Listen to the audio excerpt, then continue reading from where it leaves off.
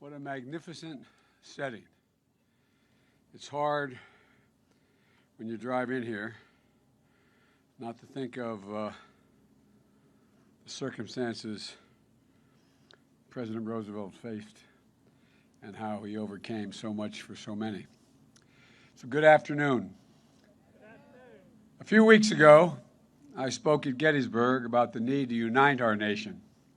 And today, I'm here at Warm Springs because I want to talk about how we're going to heal our nation. Over these past few months, there's been so much pain, so much suffering, and so much loss in America. Over 225,000 people have lost their lives to a virus. Many of those lives lost in the cruelest way possible, alone. Alone. Alone in a hospital room, alone in a nursing home, no family, no friends, no loved ones beside them in those final moments. And it haunts so many of the surviving families. Families who were never given a chance to say goodbye. I and many of you know what loss feels like when you lose someone you love. You feel that deep black hole opening up in your chest, and you feel like you're being swallowed into it. The tragic truth of our time is that COVID has left a deep and lasting wound in this country. Millions of Americans have lost their jobs, and we see the empty storefronts and the shuttered businesses, the visible signs of lost hopes and broken dreams. But what we don't see is in all those parents staring at the ceiling late at night wondering, how am I going to pay the mortgage? How am I going to pay for our rent? What are they going to do if one of my kids gets sick now that I've lost my health insurance? Growing up, like many of you, I watched my father struggle to find work. He made what I call the longest walk any parent can make, up a short flight of stairs to his children's bedroom.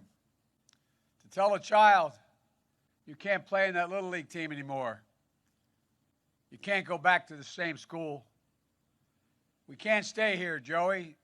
We can't stay in Scranton anymore. We have to move. There are good jobs in Delaware.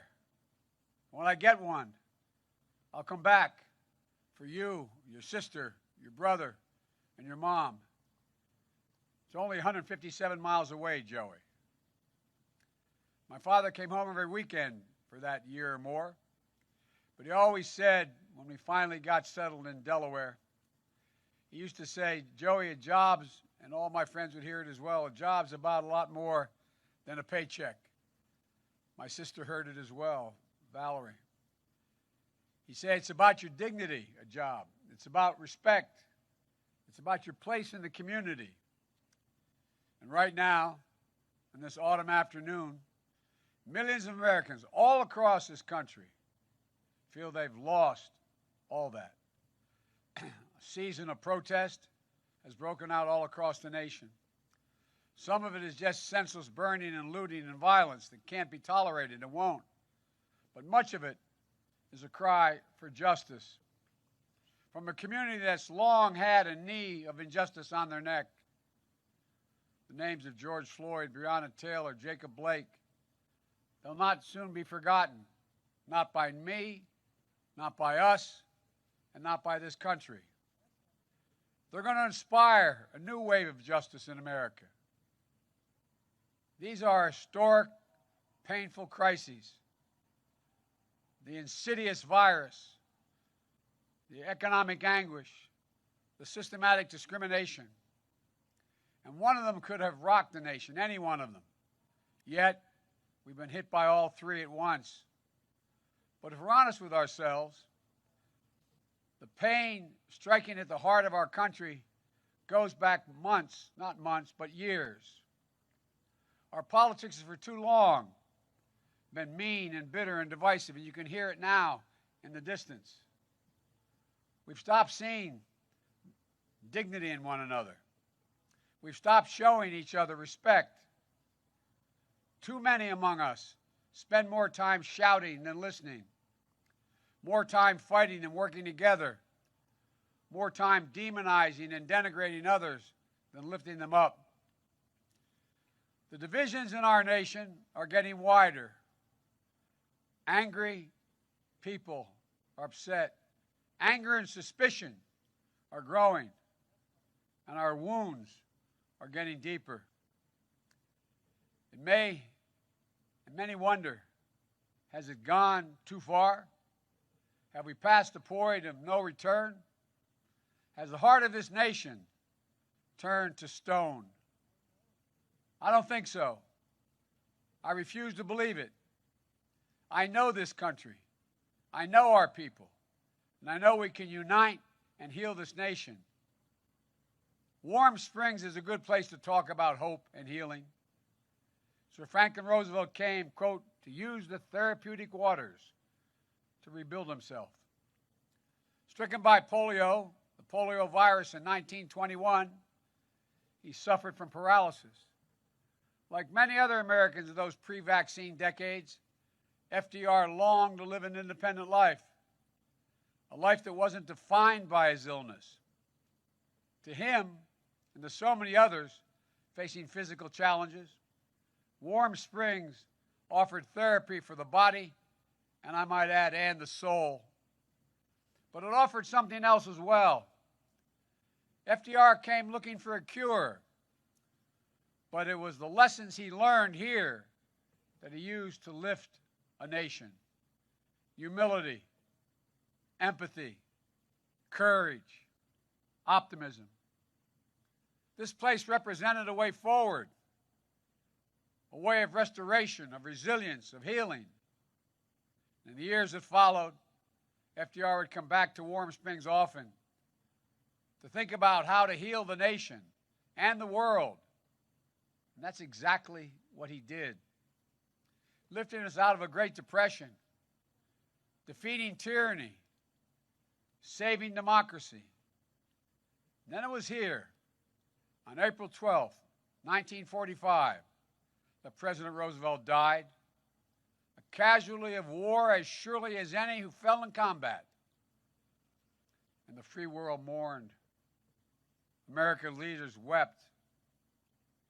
Maybe even more important was the reaction of the American people. Naval Chief Petty Officer Graham Jackson, a black man, cried as he played his accordion in tribute to FDR not far from here. And the story's told that when Franklin Delano Roosevelt's funeral procession went by, a man collapsed in grief. And the neighbor asked him, "Did you know the president?" The response was, "No," the man said, "but he knew me. He knew me." Few words better describe the kind of president our nation needs right now. A president who is not in it for himself, but for others. A president who doesn't divide us, but unites us. A president who appeals not to the worst in us, but to the best. A president who cares less about his TV ratings and more about the American people. A president who looks not to settle scores, but to find solutions. A president guided not by wishful thinking, but by science, reason, and fact. That's the kind of president I hope to be. I'm running as a proud Democrat, but I will govern as an American president. I'll work with Democrats and Republicans. I'll work as hard for those who don't support me as for those who do. That's the job of a president. A duty of care for everyone. This place, Warm Springs, is a reminder that though broken, each of us can be healed. That as a people and a country, we can overcome this devastating virus. That we can heal a suffering world. And yes, we can restore our soul and save our country. In his last hours, President Roosevelt was at work on a speech to be delivered the next day. In it he was to say, quote, "Today we must cultivate the science of human relationships, the ability of all people, of all kinds, to live together and work together in the same world at peace." To live together and work together. That's how I see America. That's how I see the presidency. And that's how I see the future.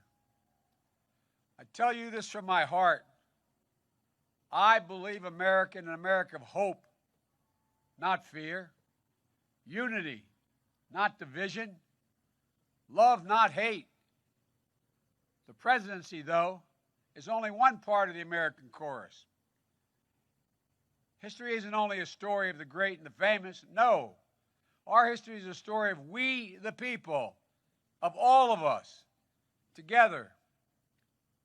I've long said the story of America is a story of ordinary people doing extraordinary things.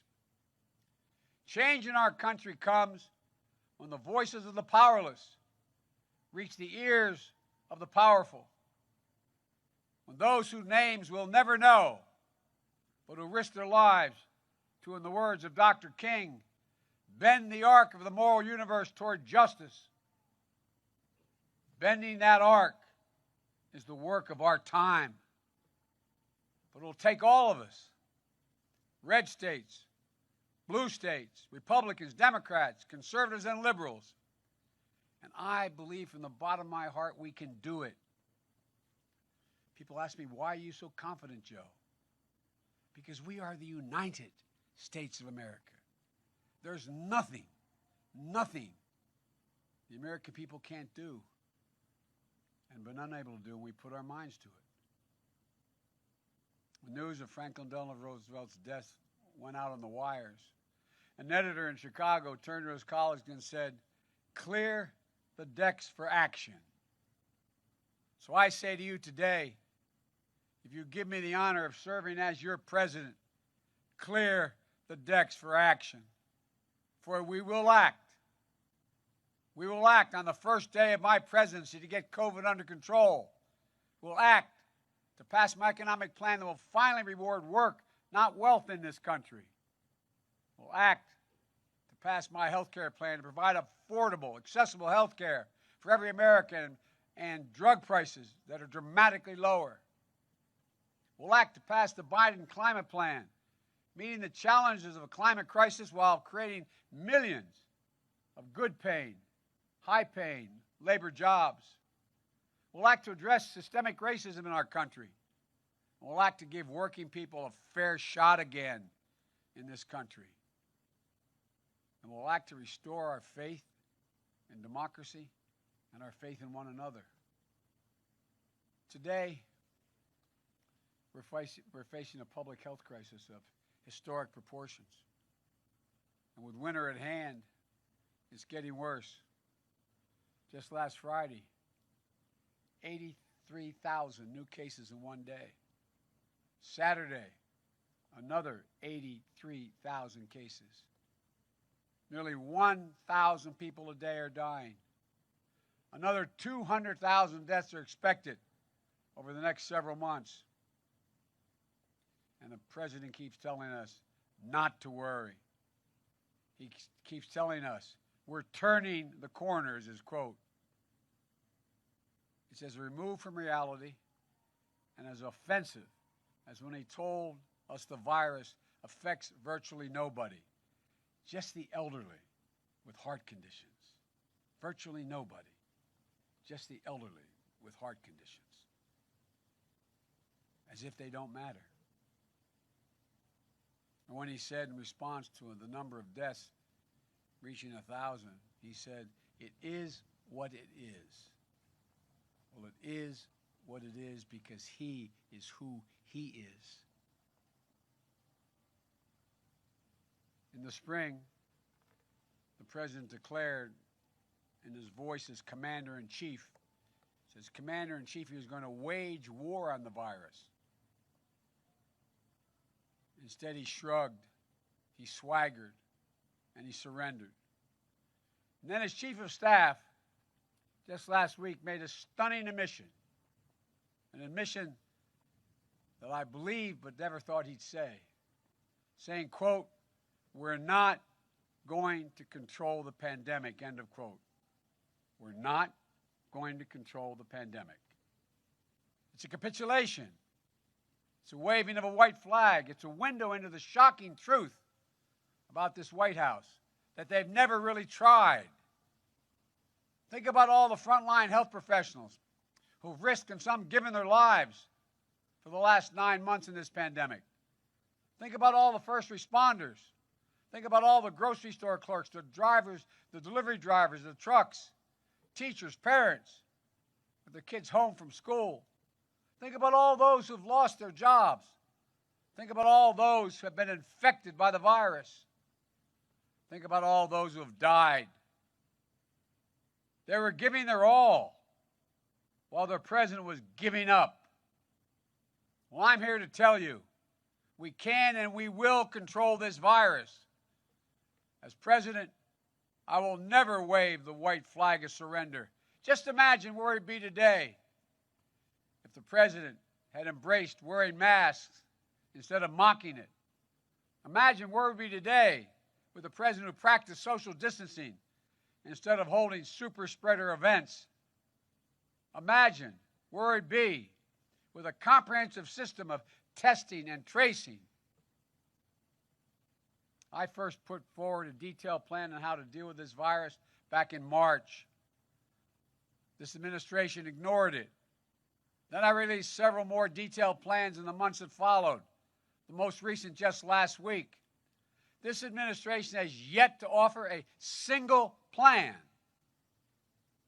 Yes, one of the reasons why one of the most prestigious medical journals in the world, the New England Journal of Medicine, called the president, quote, dangerously incompetent. Went on to say the president had turned a crisis into a tragedy. I'm ready to act. I know what to do. And starting on day one of my presidency, we will do it. I've talked about the battle for the soul of America since the very beginning of this campaign. And I want to be very clear in these closing days about what I mean and about what I intend to do in that battle to assure that our better angels prevail over our worst instincts. I believe this election is about who we are as a nation, what we believe, and maybe most importantly, who we want to be. It's about our essence. It's about what makes us Americans. It's that fundamental. Time and again throughout our history, we've seen charlatans, the con men, the phony populists who sought to play on our fears, appeal to our worst appetites, and pick at the oldest scabs we have for their own political gain. They appear when the nation's been hit the hardest and we're at our most vulnerable. Never to solve anything, but only to benefit themselves. In a recent encyclical, Pope Francis warns us against this phony populism that appeals to, quote, the basest and most selfish instincts. He goes on to say, politics is something more noble than posturing, marketing, and media spin. These sow nothing but division, conflict, and oblique cynicism. He said, for those who seek to lead, we do well to ask ourselves, why am I doing this? Why? What is my real aim? Pope Francis asked questions that anyone who seeks to lead this great nation should be able to answer. And my answer is this: I run to unite this nation and to heal this nation. I've said that from the beginning. Is badly necessary. The Bible tells us there's a time to break down and a time to build up, a time to heal. This is that time. God and history have called us to this moment and to this mission. With our voices and our votes, we must free ourselves from the forces of darkness, from the forces of division, and the forces of yesterday, from the forces that pull us apart, hold us down, and hold us back. And if we do so, will once more become one nation, under God, indivisible, a nation united, a nation strengthened, a nation healed. That is my goal. That is why I'm running. That is what we must do. Thank you all for being here. And may God bless America, and may God protect our troops. Stay safe and wear your mask.